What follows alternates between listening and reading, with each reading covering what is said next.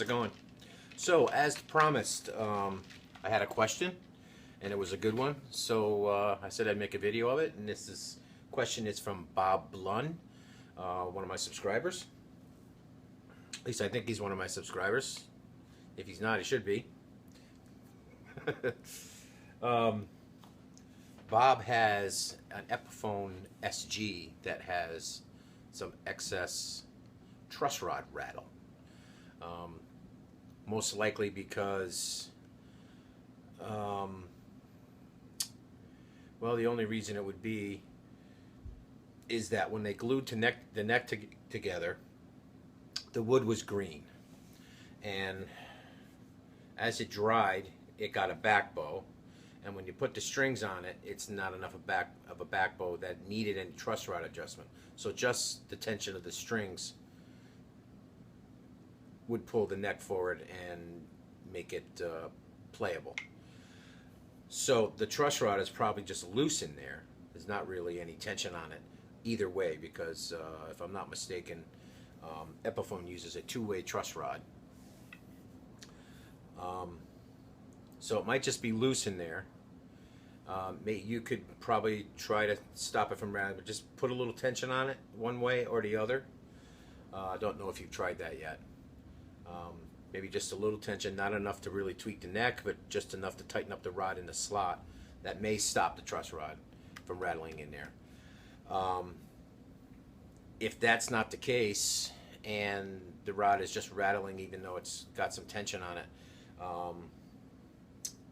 there's a couple ways of going about it, but they're both basically the same.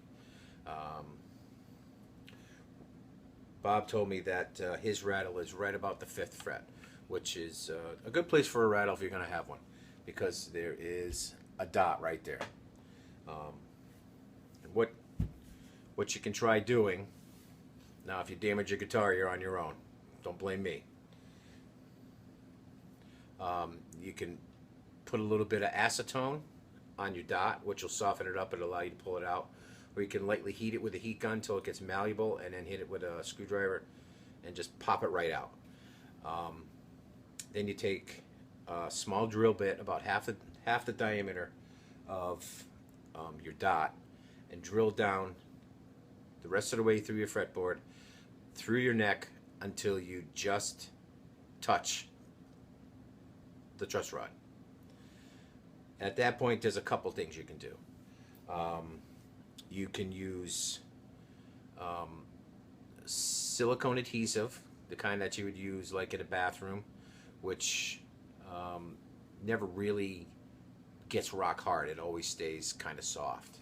And put the nozzle down into the hole and squeeze a nice dollop so it goes down into the hole, and it goes around the truss rod.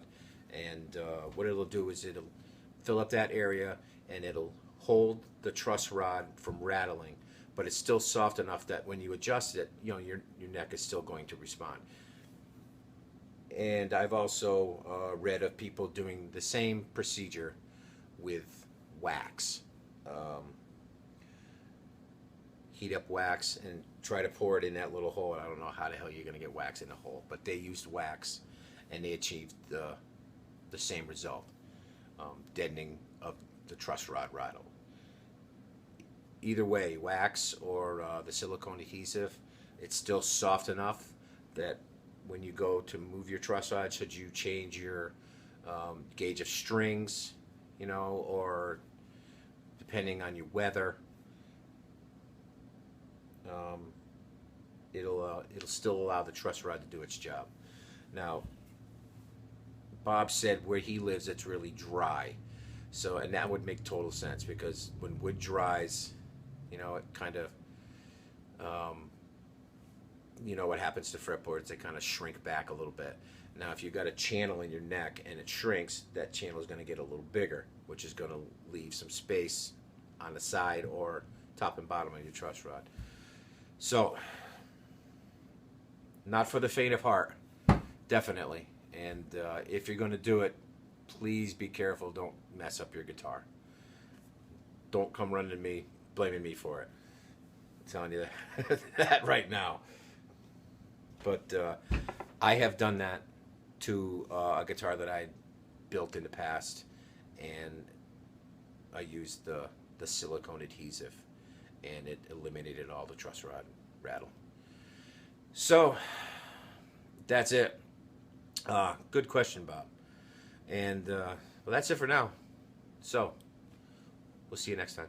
Peace.